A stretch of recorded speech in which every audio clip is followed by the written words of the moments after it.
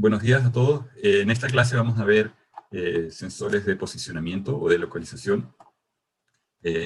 Vamos a partir viendo un poco los orígenes del sistema GPS. Desde el punto de vista práctico, y esto lo muestro al principio, interpretar los mensajes que vienen desde un dispositivo es relativamente sencillo. El estándar consideraba dispositivos con comunicación serial y por lo tanto el dispositivo entrega un string de datos. Entonces, desde el punto de vista del usuario en general, poder procesar los datos que vienen del dispositivo es relativamente sencillo si es que uno sabe cómo procesar el string. Y aquí entonces lo más complicado es entender el protocolo NMEA 183, que es el protocolo de la Asociación Marítima Estadounidense, que definió el estándar del mensaje. Entonces, primero entender qué es lo que viene dentro de ese mensaje es esencial para poder usar el instrumento. Nosotros igual queremos ir un poquito más allá de entender qué es lo que hay en el mensaje y entender cómo funciona el sistema. Pero desde la perspectiva del usuario, ¿qué es lo que nos entrega el instrumento GPS? Es, en primer lugar, una ubicación que está en coordenadas de latitud y longitud. Un mensaje típico es el GLL, que es el General Latitude and Longitude, es posición geográfica, ¿cierto? Y aquí hay ejemplos de lo que entregan aparatos reales, o sea, el mismo GPS que está en el celular. Uno no ve este mensaje porque el software tiene que procesar el mensaje y traducirlo en una ubicación en la pantalla, ¿cierto? Pero el mensaje tiene una información de latitud norte, aquí estaría diciendo 29 grados, 24 minutos con estas décimas, y longitud oeste, 12 grados, 11 minutos con estas décimas. 11.07 es parte del número. Las dos primeras cifras se entienden que son los grados. Después uno puede contener también, el mensaje puede contener información de velocidad en una cierta dirección. Hay otros formatos del mensaje. Uno puede ver un formato relativamente similar al anterior, pero en los cuales también está el tiempo de adquisición y las velocidades con respecto al norte magnético. VTG es otro mensaje típico que es velocidad con respecto a la Tierra o Velocity to Ground Message. Entonces aquí dice que hay una velocidad de 218.7 millas náuticas por hora. Entonces hay otros mensajes que son mensajes sobre el funcionamiento del sistema. El mensaje NSB es un mensaje que contiene información de los satélites que son visibles. Es el Number of Space Vehicles, o vehículos espaciales, como los llaman en la jerga, digamos, del GPS. Y entonces cada satélite es un vehículo espacial y forma parte del mensaje. Entonces, en general, en los mensajes, estos son mensajes de uno de los GPS de grado militar que tenemos en el laboratorio. Tiene un desempeño mejor porque entrega más parámetros con respecto al desempeño del sistema, y uno puede saber si el dato que uno está recibiendo es realmente confiable o no, o sea, cuál es el nivel de error de posición. Y hay ciertos números que están destacados acá, este azul y el rojo, que están mostrando latitud sur, la ubicación de Santiago, 33 grados 29 minutos 99 y 70 grados 36 oeste. Y la altitud con respecto al nivel del mar, 565.84. Esto era algo que tomamos en el campo.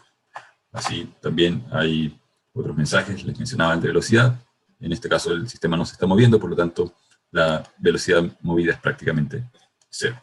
Aquí hay otros ejemplos cuando uno se mueve, cómo cambia, pero esto está en un formato de coordenadas, en coordenadas geodésicas que no son fáciles de entender. Por lo tanto tenemos que traducir esas coordenadas geodésicas a coordenadas sobre la superficie terrestre.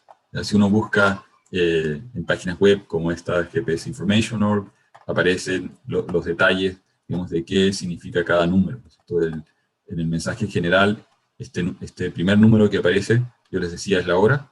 En realidad uno tiene que leerla como 12:35 con 19 segundos en el sistema de tiempo coordinado universal, o UTC. ¿Ya? Aquí estaba lo que les mencionaba, la latitud, 48 grados. Estos son ejemplos que pueden ayudarles, porque la idea es que uno no se aprenda esto de memoria, sino que uno recurra, o sepa a dónde recurrir a la información para cada elemento. Aquí hay datos que yo no había mencionado, por ejemplo, aparece 46.9 metros, y eso es la altitud del geoide de referencia. O sea, ya vamos a ver también qué significa geoide de referencia. El geoide de referencia se construye quitándole a la Tierra las montañas, ¿no es cierto? Y poniendo la masa de las montañas distribuida de manera uniforme, en un nuevo elipsoide ideal. Entonces, si uno pudiese borrar las montañas y rellenar los valles, aparece un elipsoide de referencia, y esa distancia de 46.9 es la distancia que hay con respecto al geoide referencial.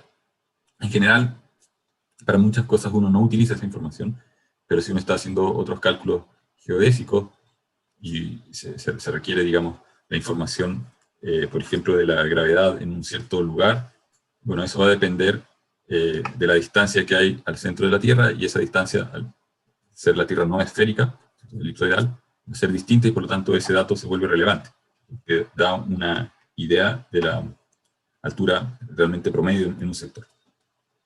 Entonces aquí hay otro ejemplo del GLL. El GLL contiene menos datos, es más corto, y uno le puede pedir al aparato que entregue el GLL o el mensaje del GGA, ¿no es cierto? El general, que tiene más datos. Depende de lo que uno esté haciendo. Ese es el de velocidad, ¿cierto? Esta es la orientación utilizando, digamos, el instrumento magnético, y esta es la orientación con respecto al norte geográfico de la Tierra. Entonces, los sistemas de posicionamiento básicamente lo que están haciendo es una triangulación, una medición de distancia con respecto a ciertos elementos que pueden haber en el entorno de referencia. En el caso del GPS, estos elementos de referencia son satélites que están orbitando la Tierra, pero uno podría implementar un sistema de posicionamiento con respecto a radiofaros o balizas que podrían estar ubicadas incluso sobre la superficie de la Tierra. De hecho, el origen del GPS es un sistema radial terrestre, en el cual se miden las distancias a cada antena. Conociendo estas líneas rojas que aparecen acá en el dibujo, uno podría resolver por geometría, ¿cierto? La distancia entre las antenas es conocida, las ubicaciones de las antenas son conocidas, por lo tanto se forman triángulos, y conociendo los lados de cada triángulo, uno puede ubicarse en el mundo, en este mundo, ¿cierto? Hay coordenadas que son coordenadas del robot, aparecen el X y Y, pero uno puede transportar esas coordenadas o transformar esas coordenadas en coordenadas del mundo. Entonces, la navegación, desde la época medieval, utiliza elementos naturales, pueden ser montañas, elementos que están en la costa, la posición de la luna y del sol, para georreferenciar la ubicación de la embarcación. Y esas mismas técnicas han ido mejorando al punto en el cual hoy en día tenemos faros que son artificiales. Pueden ser radiofaros, el GPS, el GLONASS, que es el sistema ruso, o el sistema Galileo, que es el sistema europeo, es bastante más reciente. Hay algunos receptores GPS que en realidad reciben no solamente la señal GPS del sistema Navstar norteamericano, sino que también reciben las señales del sistema Galileo y del sistema GLONASS.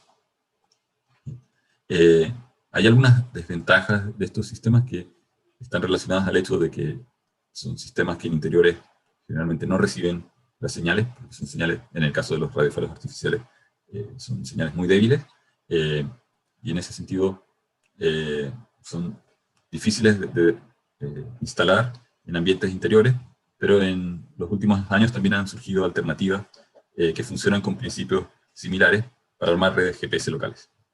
Entonces las técnicas son básicamente técnicas de triangulación o trilateраción. Uno puede ver un poco en la historia de la evolución de estos sistemas, que parten de un sistema conocido como LORAN en los años 40, en 1940, que era el Long Range Navigation, de ahí viene la palabra LORAN.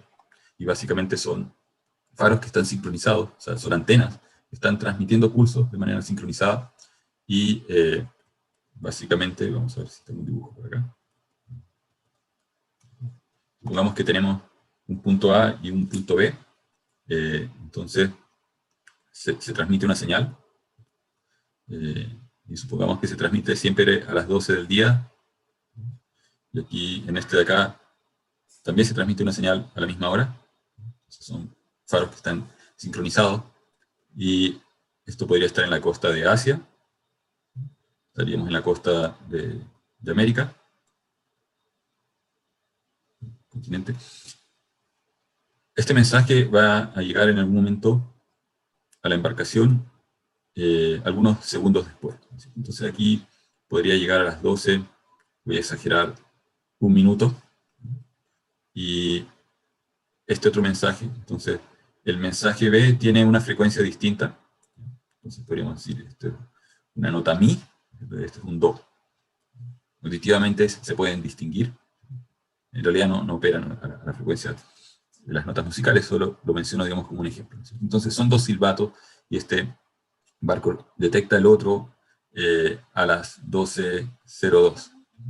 Entonces, definitivamente estamos más lejos de A que de B. El de B se recibió antes. Si solamente tuviéramos un faro, solamente tuviéramos uno de estos faros, lo único que nosotros podemos saber es que estamos a una distancia radial en cualquier dirección, equivalente a la distancia. Aquí sabemos que esto tardó 2 minutos, entonces el tiempo por la velocidad de la luz nos da distancia. Suponiendo que la onda se propaga a la velocidad de la luz, entonces tenemos una distancia que la podemos llamar de 2, y en este caso tenemos una distancia de 1. En este caso de 1 sería igual a la velocidad de la luz por el tiempo t1, en este caso 1 minuto, y en este de acá de 2 sería, utilizando, hay que pasar esto a las unidades correctas obviamente, pero 2 minutos. Y por lo tanto hay un punto en el cual estas dos circunferencias son tangentes, la ubicación de A y B son conocidas, porque alguien instaló esas antenas, por lo tanto, con respecto al sistema de coordenadas, algún sistema de referencia, coordenadas de la Tierra, esas ubicaciones son conocidas. Esta distancia entre los dos puntos es conocida, y se conoce también esta distancia de 2 y de 1. Entonces, es posible resolver la ubicación de esta embarcación conociendo de 2, de 1 y la base de este triángulo. Entonces son todos los datos que necesitamos para saber dónde estaría el vértice de posición P. Y esa es la idea del sistema Lorán. En las primeras versiones del sistema, el sistema tenía error de varios kilómetros. Hay que pensar que la medición del tiempo, lo que comentábamos en la clase pasada, es crítico, porque no da lo mismo decir que la señal llegó a las 12, 1 minuto, o 1 minuto, 3 segundos. Esos 3 segundos de diferencia, multiplicados por la velocidad de la luz, esto pueden hacer varios kilómetros de error.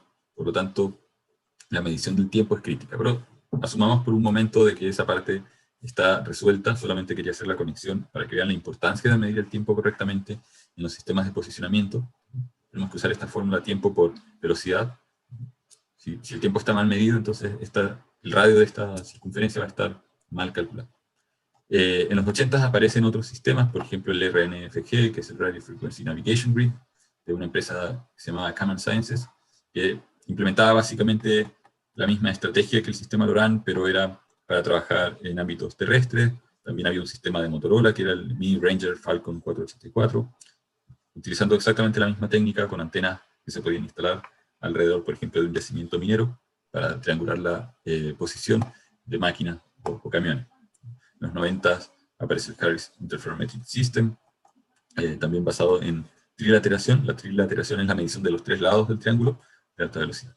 En el espacio, el sistema Navstar de Estados Unidos, en realidad parte en los años 70. Y ya vamos en la 4ª generación de satélites. Los satélites que están instalados hoy en día no son los originales de hace prácticamente 50 años atrás, sino que son la 4ª generación de reemplazo, de recambio, con capacidades cada vez mejores. En el tiempo, los rusos en los 80 empezaron a desplegar un sistema satelital similar, pero solamente disponible en la Unión Soviética, que era el GLONASS. El Galileo, como proyecto, partió el año 2006 en Europa, empujado por la Unión Europea, y los primeros satélites estuvieron en órbita hace unos 2 o 3 años atrás. Hay menos satélites de este sistema, pero en cierto momento se espera que sea una alternativa competitiva que pudiese reemplazar o evitar, digamos, la dependencia europea del sistema NAVSTAR. El sistema NAVSTAR es un sistema que, que ha sido impulsado, digamos, por el Departamento de Defensa de los Estados Unidos. Por lo tanto, en caso de un conflicto, si ellos deciden encriptar las señales y hacerlas no disponibles al resto del mundo, en realidad se perdería el sistema GPS en todos los receptores. Por lo tanto, la Unión Europea plantea este sistema Galileo como una alternativa de uso civil. Si bien el NAVSTAR hoy en día es de uso civil también, no es controlada por civiles. En cambio, el sistema Galileo sí. Y el Beidou chino es un proyecto que partió en el año 2000, también es un competidor del NAVSTAR, pero tampoco hay receptores disponibles porque es controlado por el gobierno chino. El posicionamiento satelital hoy en día, digamos, es utilizado en el posicionamiento incluso de vehículos. Esto parte, el sistema LORAN, parte en un interés de la Marina norteamericana, de posicionar buques en medio del Pacífico, del Atlántico, donde no hay ningún elemento geográfico cercano normalmente como para poder ubicarse. Salvo que uno esté navegando cerca de la costa, si uno no está cerca de la costa no tiene cómo posicionar un buque. Entonces, parte por esa razón, por eso es que el estándar, el NMEA es National Marine Association, Electronics Association, Asociación Electrónica de la Marina Nacional. Uno diría que tiene que ver la Marina con el posicionamiento, bueno, que tiene que ver con el hecho de que los primeros interesados eran los navegantes. Después, bueno, la aeronáutica va progresando y los aviones empiezan a hacer vuelos de larga distancia cada vez más grandes, ¿cierto? Y también se vuelven otro usuario importante del sistema GPS. Pero también el sistema GPS, al ir estando disponible para usuarios civiles, ha empezado a tener una relevancia muy importante en sistemas de levantamiento topográfico, de mapeo y otras aplicaciones, como la administración de activos o de inventario de objetos, y muchas otras aplicaciones que han surgido hoy en día, que están incluso disponibles con la masificación del GPS en los teléfonos inteligentes. Aplicaciones para navegación autónoma, para control de vehículos, para análisis de pavimentos, ¿cierto? Uno puede automatizar el registro de la ubicación de grietas, de fallas, de variaciones en el declive o en la pendiente. Y en ese sentido es una herramienta muy importante de entender y conocer, no solamente para los que van a trabajar en temas de robótica. En el caso del sistema LORAN, un poquito para entender cómo va evolucionando, el sistema emitía entre 25 y 30 pulsos por segundo, ¿no? Operaba a una frecuencia muy baja, y el LORAN-C en el año 80 ya permitía posicionar barcos o embarcaciones con errores de 400 metros, estamos pensando 4 cuadras. Hoy en día una ubicación con ese nivel de error no serviría para la navegación autónoma de vehículos. El sistema además necesitaba antenas bastante potentes de 5 megawatts instaladas en las costas y podían llegar a cubrir distancias de casi 2.000 kilómetros. Estas millas son 1.600, son millas náuticas, en realidad son 1.852 metros una milla, por lo tanto 1.000 millas náuticas. Y la resolución del LORAN-A era de 1,5 kilómetros. O sea, yo les decía, las primeras versiones eran de 5 kilómetros de error, después fueron mejorando, el LORAN-A llegó a tener exactitudes en el posicionamiento con un margen de error de 1,5 kilómetros. Hasta el LORAN-C, que existe todavía hoy en día, se usa como una alternativa al GPS, en caso de que la señal de GPS falle. Pero no hay cobertura de LORAN en toda la superficie terrestre. Es solamente utilizado principalmente para la navegación oceánica. En el caso del GPS, ¿sí? Para que LORAN funcione, es necesario que no haya ninguna interferencia entre medio, ¿cierto? Si hubiese un cerro, por ejemplo, no se podría calcular nada. Efectivamente, el sistema LORAN está apuntado a la navegación en el mar, por lo tanto, los transmisores están en las costas de Estados Unidos, hay algunos en las islas del Pacífico, y no hay nada entre medio, que opera en una longitud de onda que puede llegar, digamos, por rebote ionosférico hasta el receptor en el barco. Pero efectivamente no es un sistema para usarlo en la ciudad. No está pensado en eso. Además surge como alternativa, como les decía, el GPS. El nombre real del GPS es el sistema NAVSTAR, que es Navigation, Signal, Timing and Ranging. Ese era el Es un juego también de palabras, un poquito como estrella de navegación, Napster. Eh, el sistema en sí es conceptualmente simple, pero presenta desafíos. Primero, en que todos los faros, que son en este caso los satélites, y los receptores tienen que tener el tiempo sincronizado. Por lo tanto, los satélites tienen que tener, yo les mencionaba, relojes que son atómicos, en el sentido de que tienen muy bajo error en la marcación del tiempo, pero la hora que está en esos satélites además se tiene que propagar al usuario. El receptor del GPS, dentro del mensaje digital que recibe también, en una parte vienen datos que le permiten al receptor, pero el receptor no tiene el receptor común y corriente de los usuarios no tiene un reloj atómico, es el reloj del celular. Y cómo se corrige la hora en función de la información que viene en los satélites es parte del problema de sincronización. La medición del tiempo además es importante porque se necesita saber o conocer cuáles son los retardos de propagación que hay en la señal por la ubicación de cada satélite. No todos los satélites están ubicados de manera, digamos, ortogonal sobre la superficie en el punto donde se ubique el receptor de la persona que está usando el GPS. Hay satélites que pueden estar más cercanos al horizonte y eso significa que la señal está atravesando una cantidad de atmósfera mayor.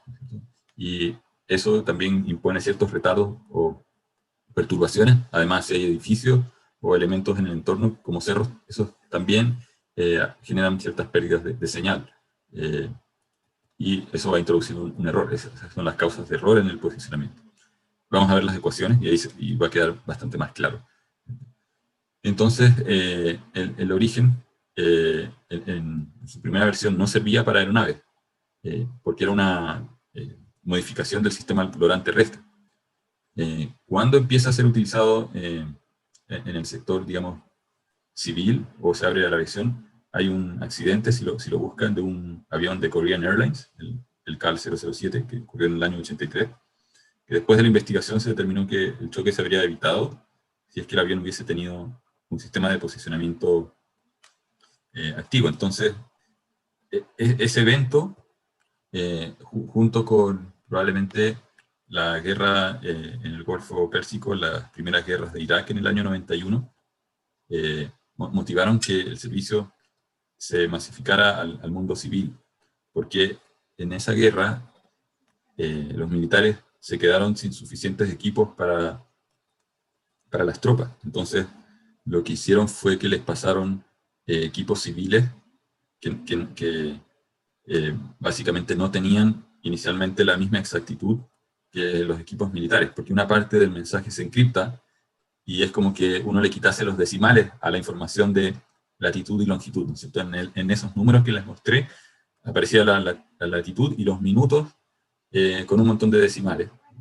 Esos decimales, si uno los convierte, digamos, a kilómetros o a metros, sirven finalmente para determinar en forma exacta en qué parte del elipsoide terrestre se encuentra uno, ¿cierto? Si yo le quito decimales y avanzo de grado en grado, tendría desde el polo sur, y vamos a ver si puedo dibujar. Esta es la Tierra, aquí está el Ecuador, y aquí abajo serían los menos 90 grados, y aquí tendríamos 90 grados. Y si esto lo divido en segmentos que van variando de un grado, entonces la distancia que hay es el ángulo, ¿no es cierto?, por el radio. Ese sería el arco de circunferencia, supongamos esta distancia S. Aquí el 1 grado tendríamos que ponerlo como 1 dividido entre 180, multiplicado por pi, serían radianes, y la distancia del radio de la Tierra son 6.000 y algo kilómetros. Entonces, por 6.000, entonces eso nos da 6.000 entre 180 multiplicado por pi, 3.14, nos da que por cada grado hay 104 kilómetros. Entonces, si a la señal le quitan los decimales y solamente entregan los grados, la información saltaría con una resolución muy baja, ¿no es cierto?, de 100 en 100 kilómetros aproximadamente. Y eso es lo que hacían antiguamente, ¿no es cierto?, para que los civiles no usaran esto con otras finalidades. Pero a raíz de la guerra, como les decía, de Irak, le entregan a los militares, a las tropas, equipos civiles, y le quitan la parte de encriptación para que con los mismos aparatos civiles pudiesen tener una mejor ubicación. Y eso, digamos, gatilla el inicio de un montón de aplicaciones, sobre todo las relacionadas a la navegación autónoma para vehículos. Voy a borrar acá.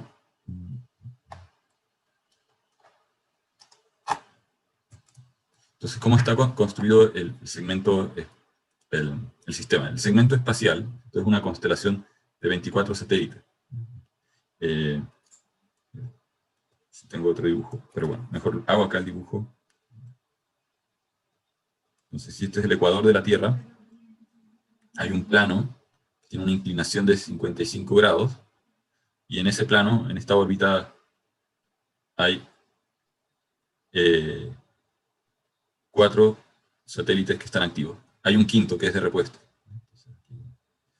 Y de estos planos hay 6. O sea, si vemos la Tierra por el lado del polo norte, aquí está el polo norte, estos planos inclinados están divididos, son 6.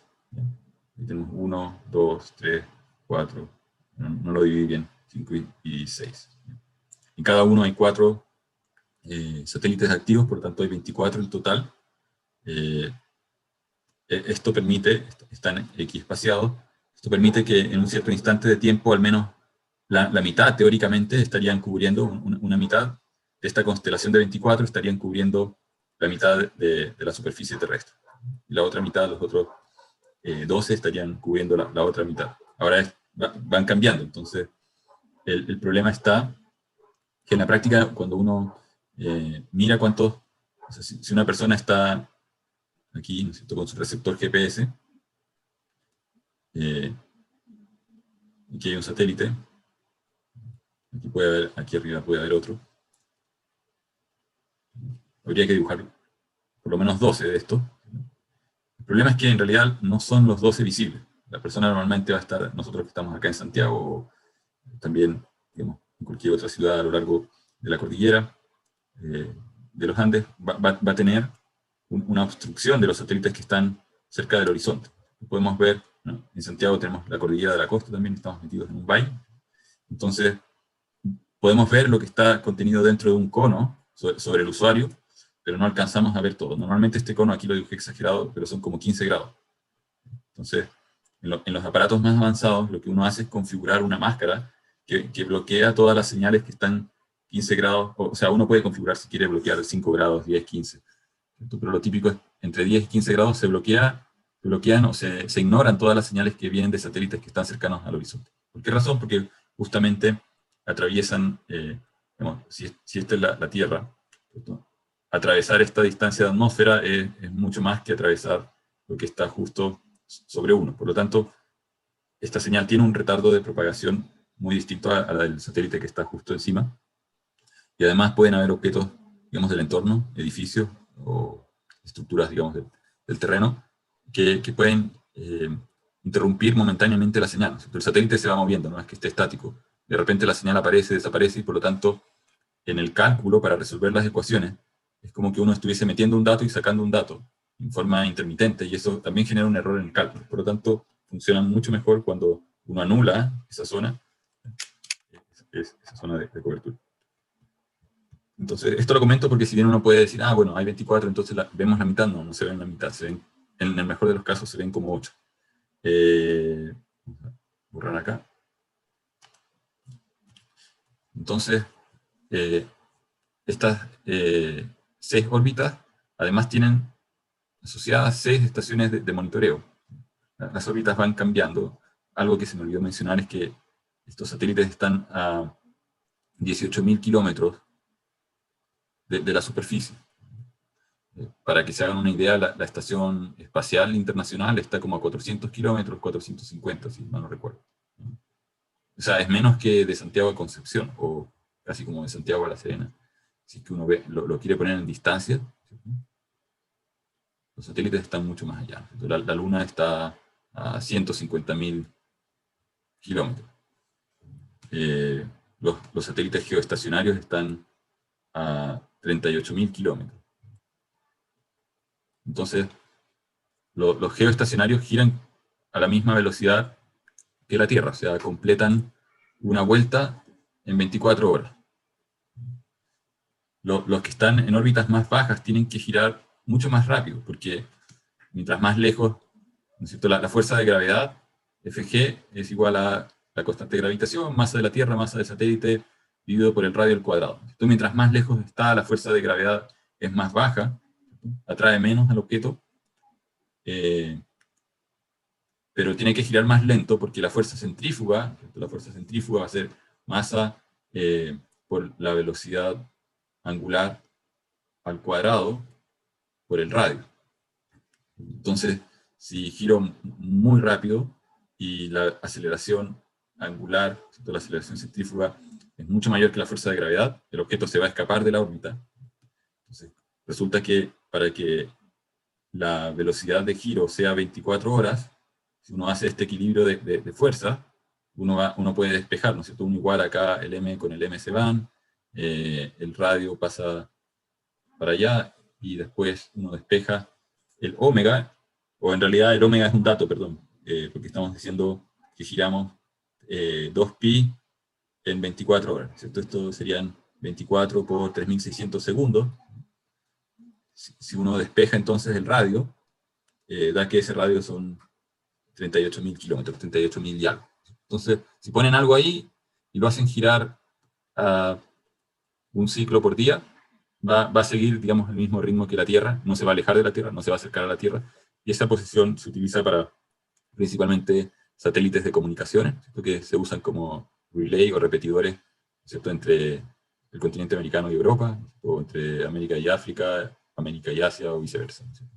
Entonces, en las ubicaciones geoestacionarias están esos satélites, hay satélites de monitoreo climático en esa órbita, también probablemente de espionaje. Los países que tienen satélites ponen ahí sus cámaras apuntando y están siempre monitoreando una zona, una región. Los del GPS están mucho más abajo, lo cual significa que dan varias vueltas en el día. Esto lo comento, digamos, también para entender por qué es que cuando uno está utilizando el aparato, uno dice, veo los segmentos espaciales, cada uno de los satélites tiene un nombre, ¿cierto? Del 1 al 24, o un número, y están cambiando esos números. Están cambiando porque se mueven mucho más rápido que la velocidad con que gira la Tierra. Si estuviesen más lejos de la órbita geoestacionaria, tendrían que girar incluso más lento que la Tierra, para no escaparse. Para que su aceleración centrífuga se compense con la gravitación. En cuanto al principio de funcionamiento, entonces, está el concepto de medir las distancias, es un concepto de trilateración, y lo que se necesita es medir el tiempo de llegada de la señal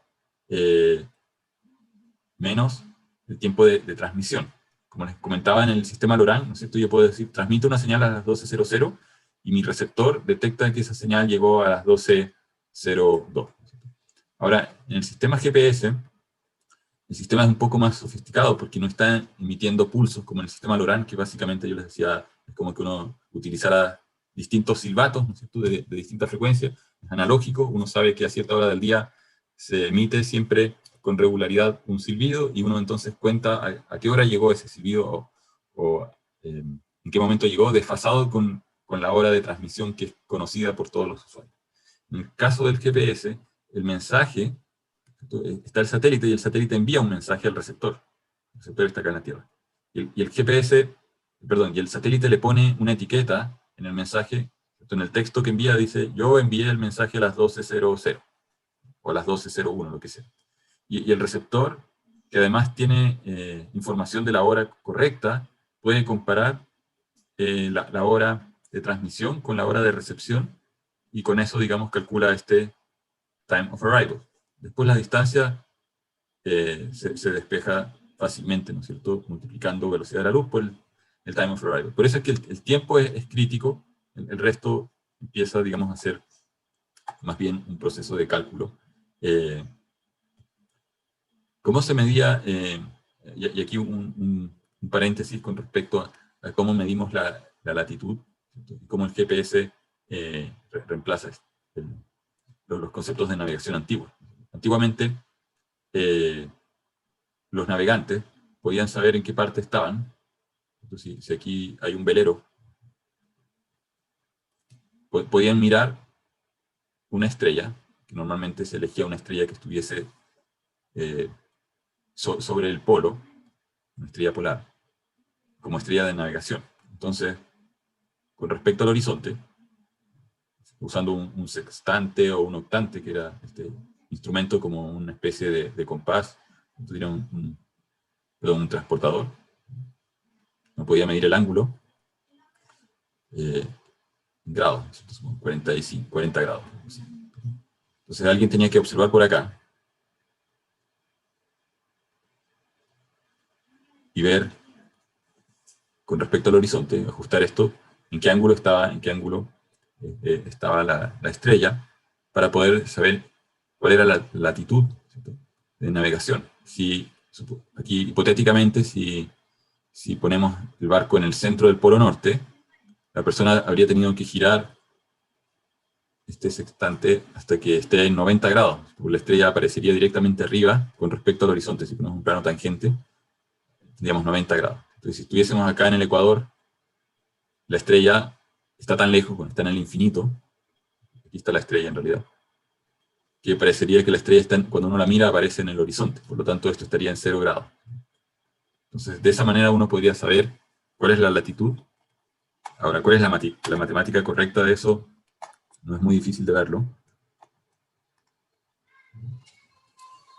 O sea, si el barco está posicionado en este lugar, lo que nosotros queremos saber es cuál es la latitud lambda. ¿Cuánto vale la latitud? Aquí tenemos una medición del ángulo phi, que se la hace el navegante. Y tenemos aquí un ángulo alfa, suponiendo que la estrella está justo sobre el polo norte, y la estrella está a una distancia L, y el radio de la Tierra es R. Aquí este pedazo de acá también es R. Por geometría, tenemos que este ángulo phi más el ángulo recto que hay acá sería uno de los lados del triángulo. O sea, aquí podemos ponerle a este ángulo beta. Pues tenemos que alfa más beta más 90 más phi es igual a 180. Entonces, y tenemos que beta más lambda es igual a 90. Entonces, beta es igual a menos lambda más 90. Esto lo podemos poner en esta ecuación. Y tenemos alfa menos lambda más 90 nos daría más 180. Entonces este 90 entra acá con el lambda más este 90 más phi igual a 180. Por lo tanto, este y este se cancelan. Y finalmente nos queda que lambda es igual a alfa más phi. Es lo que está acá. Por geometría podemos ver que la latitud, para calcularla, la podemos calcular con phi y con alfa. Alfa, ¿de dónde sacamos alfa? Sabemos que tangente de alfa es r por coseno de lambda. Entonces, si calculamos esta proyección horizontal, tendríamos acá la altura de este triángulo visto de lado. ¿Ya? Eso sería r coseno de lambda. Y la distancia, podemos aproximarla, pero en realidad es L más aquí un pedazo de la Tierra. ¿No? La estrella está en una distancia que es infinito, por lo tanto este pedazo lo podemos llamar epsilon, en realidad es despreciable para la distancia que está a la cual está la estrella. Entonces, nos quedaría que alfa es arco tangente de r coseno de lambda dividido por L. ¿Cierto? Por lo tanto, tendríamos que resolver esta ecuación. Para saber la latitud exacta, tendríamos que resolver una ecuación. Este phi lo medimos, alguien lo midió desde la embarcación, y lo que queremos encontrar es lambda, por lo tanto tendríamos que calcular esta ecuación. Ahora, como yo les decía, el L está tan lejos que es casi infinito, y por tanto si dividimos r coseno de lambda, que es el radio de la Tierra, por la distancia a la cual se encuentra la estrella, esto es prácticamente cero. O sea, aquí este número es tan grande que todo esto converge prácticamente a cero. Por lo tanto, cuando el número converge a cero, la ecuación prácticamente nos queda en que lambda es aproximadamente phi. O sea, por eso es que resolver la latitud, y tiene sentido con lo que yo les decía recién, que lo borré, pero cuando el barco está acá y pone el sextante apuntando hacia la estrella, ¿cierto? Con respecto al horizonte mide 0, por lo tanto, efectivamente está a la latitud 0 grados. Cuando está aquí arriba, el sextante, si lo mide con respecto al horizonte, tiene que empezar a inclinar esta especie de telescopio o de guía de observación, ¿no es cierto?, hasta que esté en 90 grados. Por lo tanto, estamos en el polo norte, y si estamos por aquí, esto lo va a tener que inclinar 45 grados con respecto al horizonte. Este ángulo sería 45 grados. Y eso era algo que estaba resuelto desde la época de Colón. Pero cuando Colón, digamos, va en busca de este cruce hacia la India y descubre por casualidad América, en realidad no sabían cómo medir en qué meridiano estaban. O sea, no sabían medir en cuál de estos estaban. De hecho, eso se inventa después, lo inventa un holandés que se llama Gemma Frisius, un navegante, que se da cuenta de que para medir, una cosa era medir en qué paralelo era relativamente fácil, usando esta estrategia del sextante, pero medir en qué meridiano uno se encuentra requería medir el tiempo. ¿Ya? Para explicar lo que hizo Gemma Frisius en 1530, o sea, esto es después de Colón, en 1492 del descubrimiento, ¿no? Gemma Frisius se dio cuenta que para saber en qué meridiano estaban había que medir la hora. ¿Sí? Y principalmente tenía que ver con el momento en que sale la luna. Entonces, uno podría decir, si esto es la Tierra vista, aquí está el Polo Norte, ¿no es cierto? Aquí podría estar en América y aquí podría estar en Europa. Entonces, supongamos que son las 6 de la tarde, las 18, y a esa hora aparece la luna. Cuando en Europa son las 6 de la tarde, aquí es más temprano. Estos son, para hacer esto fácil, digamos, 6 horas menos. En realidad, en Chile son 3 horas menos en este momento, en invierno son 4, pero si uno va, no sé, a Perú son 5 horas menos, si uno va a California, no sé, son como 7 horas menos. Entonces son 6 horas menos. Entonces, probablemente, claro, de día no se ve muy bien, pero alguien que está aquí en América vería que la luna está en el firmamento, cerca del horizonte, y aparece a las 12 del día. Entonces, obviamente no está en el mismo lugar. ¿Cierto? Las dos personas ven la luna aparecer, pero una la ve a las 12, la otra la ve a las 18. Entonces, básicamente, el desplazamiento a lo largo de los meridianos es proporcional a las horas en las cuales se ve un cierto evento. Entonces, si alguien parte con el barco, supongamos desde Europa, navegando, había que ver a qué hora aparecía la luna, ¿sí? Y tener un registro de eso. La luna aparece casi todos los días a la misma hora. En realidad va cambiando porque el periodo de rotación de la luna es de 28 días, algo, ¿no es cierto? Pero cambia muy poco entre día y día. Entonces, para efectos prácticos, podríamos pensar que sale a la misma hora. Si estamos aquí entre un día y otro, sale a la misma hora. Sin embargo, si yo me muevo y me pongo en este otro lugar y veo mi reloj, ¿no es cierto? Y dice, yo me fui con el reloj en la hora de Europa, ¿no es cierto? Y veo que en Europa aparece la C en la hora de Europa, pero en la hora local está apareciendo, no sé, a las 3 de la tarde, hay 3 horas de diferencia, entonces quiere decir que no estoy en el mismo lugar. Si yo me quedo en este lugar, siempre va a aparecer a esa hora, entre un día y otro, más o menos. Entonces, el punto es que la medición de la longitud, ¿no es cierto?, en qué meridiano se encuentra, requiere de la medición del tiempo. Aquí está escrito el razonamiento que les acabo de explicar, ¿no es cierto? Con un ejemplo, la luna sale en a las 18 o a las 00 hora de B. Uno podría decir que si sale a las 18 en hora de B, entonces salió a las 12 en hora de A.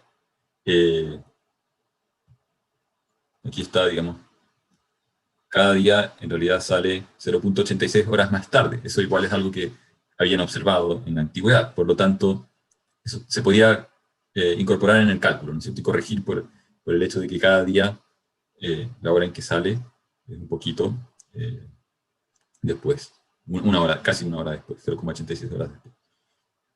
Pero si además de esa variación que hay entre día y día, se observa otra diferencia, entonces quiere decir que uno está en otro meridiano. Eso fue lo que notó Gemma Frisius en 1530. Y en ese punto es que empezaron a investigar cómo hacer los relojes que podían poner sobre los barcos más precisos. Por eso yo les comentaba en la clase pasada de que tanto Leibniz como Newton, cuando empiezan a estudiar estas ecuaciones diferenciales relacionadas al movimiento de un péndulo, no era porque lo encontraban como una curiosidad matemática, era porque tenía un valor práctico muy importante para las necesidades de esa época. En el caso volviendo al tiempo presente, ¿no es cierto? En el caso de los satélites, eh, entonces lo que importa es conocer muy bien algo que se conoce como las efemérides de los satélites. Y eso requiere de saber dónde están, y significa implementar un consenso. Actualmente ese consenso se plasmó en algo que se llama el WGS 84, que es el World Geodetic System, que define marcos de referencia, define marcos de referencia para expresar la ubicación de los satélites en un marco físico, geométrico, pero también un marco para medir el tiempo. No solamente hay que saber dónde están estos satélites, sino cuál es la hora y una hora que tiene que ser común a todos. En este ejemplo, cuando hablábamos de horas, ¿no es cierto? Alguien tiene que haber definido cuál es la hora en un cierto lugar y en base a ese estándar, decir, bueno, entonces en otro lugar, dependiendo de la cantidad de grados, va a haber otra hora hasta completar el círculo completo, ¿no es cierto?, de las 24 horas. Y además de contar con una convención de tiempo, de medición del tiempo y una convención, digamos, para la geometría, hay que tener ecuaciones de navegación. Entonces vamos a revisar estos tres ingredientes. Tenemos un sistema que tiene varios satélites, aquí solamente he dibujado 4, y cada satélite entonces en su mensaje no solamente tiene que reportar su posición, sino que también el tiempo. Y vamos a ver por qué, porque las ecuaciones necesitan de estos 4 datos. Entonces cada satélite, los satélites, ¿cómo saben su posición? Porque hay estas estaciones que les mencionaba que eran 6, de hecho creo que eso lo pasé muy rápido, pero estaba en este diagrama, hay 6 estaciones que son Ascensión, Hawái, Diego García, las que aparecen aquí en celeste, Kwajalein, que es una isla que está en el Pacífico, hay una en Colorado Springs, que es una base de la Fuerza Aérea de Estados Unidos, y otra en Cabo Cañaveral.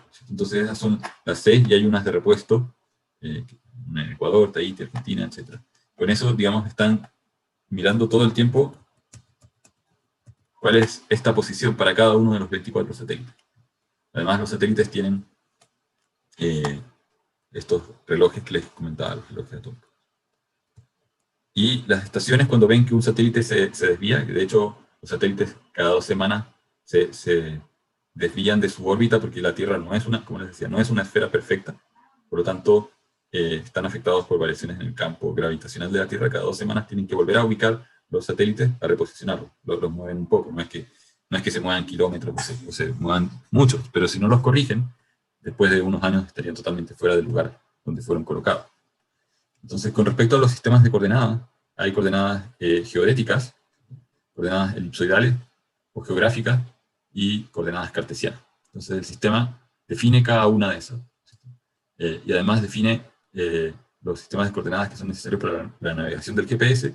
Hay un sistema que está centrado en la Tierra, que se llama ECI, Earth Center Inertial.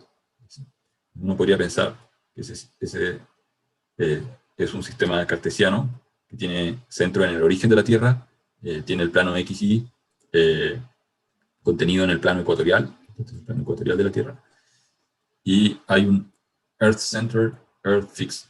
El Earth Center Inertial, o el centrado en la Tierra inercial, es un sistema de coordenadas que quedó ubicado en un cierto lugar del espacio. Entonces, si aquí está el Sol,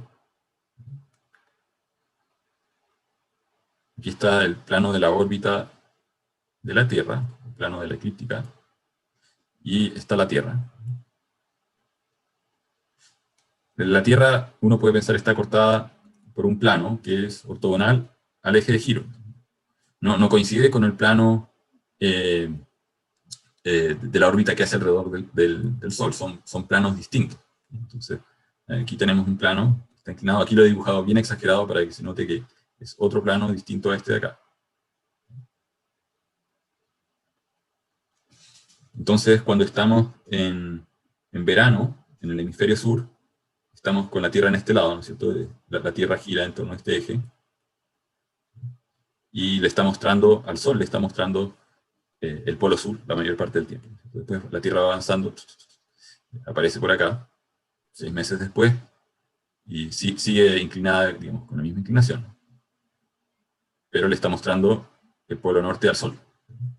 Hay un punto en particular en el cual este plano que contiene el plano ecuatorial de la Tierra, cuando la Tierra va avanzando, este plano genera una intersección con el plano de la órbita, ¿no? Siempre hay una intersección del plano ecuatorial con el plano de la órbita, pero hay un momento en que el plano ecuatorial genera una intersección que es una línea que justo atraviesa el Sol. Ese momento es el equinoccio. Hay dos equinoccios, el de invierno y el de primavera, pero vamos a poner el de primavera, que es como en mayo del hemisferio, no, es abril, ¿no es cierto? No, marzo, perdón. Marzo del hemisferio norte. Hemisferio norte. Cuando nosotros estamos en otoño, ellos entran a primavera, y en el equinoccio el día y la noche duran exactamente lo mismo. Cuando uno está en verano, ¿no es cierto?, las noches son más cortas, los días tienen más horas de sol, ¿no es cierto?, porque uno está mostrando más tiempo la cara iluminada de la Tierra hacia el Sol. En el equinoccio, ambas caras tienen la misma cantidad de luz, porque uno está de lado y ocurre esto. Entonces, esto lo comento porque el año 1984, 1 de enero, ya, calcularon en qué momento la Tierra pasaría por el lugar del equinoccio de primavera. Entonces, dijeron, ya, la Tierra está el 1 de enero por acá, vamos a calcular la órbita elíptica, y vamos a ver en qué momento va a llegar en su órbita elíptica, está en un cierto punto en el cual queda en el equinoccio de primavera, y vamos a trazar una línea imaginaria entre el centro de la Tierra y el centro del Sol. Y ese se convirtió en el eje X del ESI. El eje Z es el eje de la Tierra, el eje de giro de la Tierra, ese es el Z ESI.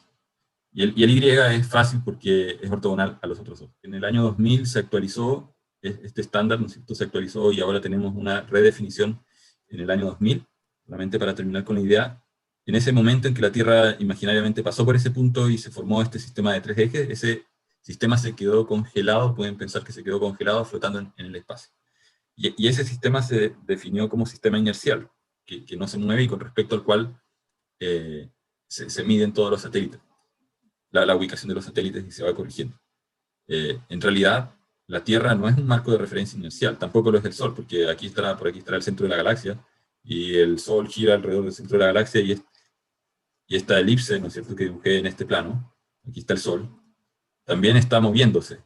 Por lo tanto, este ESI se quedó estático, pero después de un cierto tiempo, el ESI pierde validez porque el sistema solar anda por otro lado, ¿no es cierto?, y se quedó flotando en el espacio el día el 1 de enero del año 84. Por lo tanto, en el año 2000, 16 años después, lo tuvieron que actualizar. Y probablemente en un tiempo más lo vuelvan de nuevo a actualizar. Y en base a ese sistema de referencia fijo se van haciendo los cálculos. Ahora, el sistema no entrega datos de posición de satélites ni del usuario en coordenadas ESI. Existen. Internamente los cálculos se hacen en ese sistema de coordenadas, pero el usuario lo que ve son estas coordenadas, que son más amigables en términos de latitud y longitud. Por lo tanto, esto lo comento porque el estándar define transformaciones. O sea, del ESI que quedó aquí, en este lugar en el espacio, ¿cómo transformo las coordenadas a un marco que está fijo a la Tierra? Déjenme ver si puedo cambiar acá de color.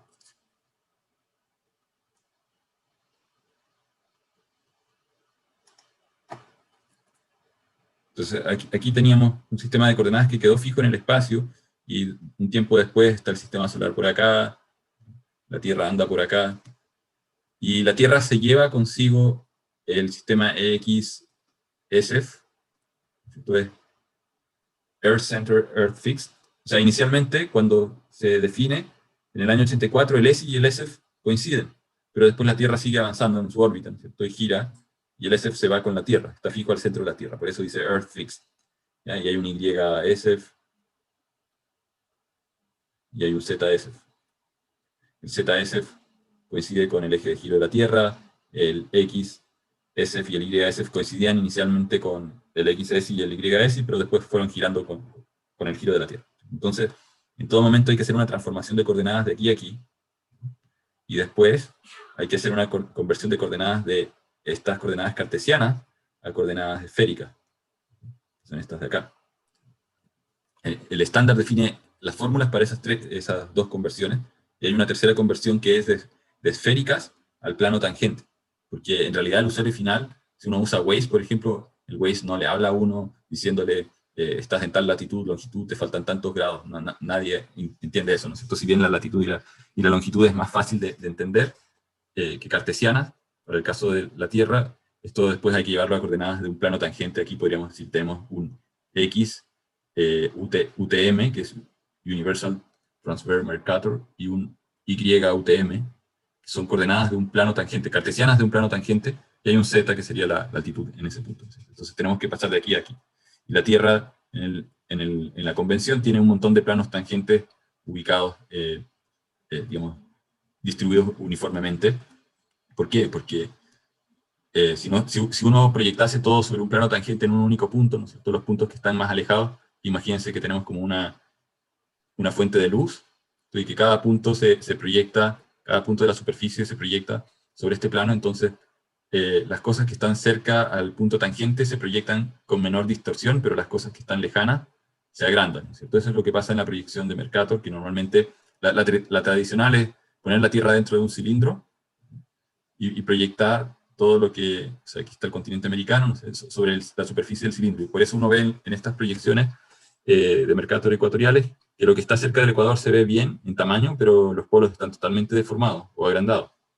Entonces uno no podría usar eso para navegar o para decirle a un vehículo autónomo avanza en proporción a lo que está en este mapa, porque en los polos el mapa estaría diciendo hay que avanzar un montón, ¿cierto? Mucho más, y lo que está cerca del Ecuador está más compacto y hay que avanzar menos.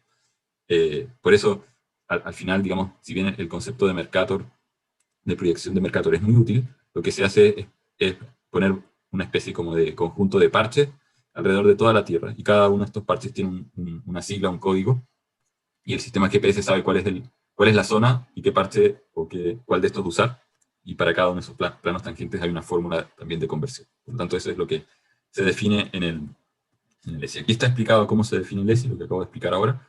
Tal vez ese dibujito más pequeño no es tan fácil de entender, pero tiene que ver con eso. Y este es el ESF, que ya lo había explicado. Y la próxima clase seguimos con el modelo elipsoidal y la parte relacionada al tiempo. Esas son las dos cosas que nos faltan antes de plantear las ecuaciones finalmente de triangulación que nos van a decir dónde estamos usando toda esta información de posición. Lo dejamos hasta acá.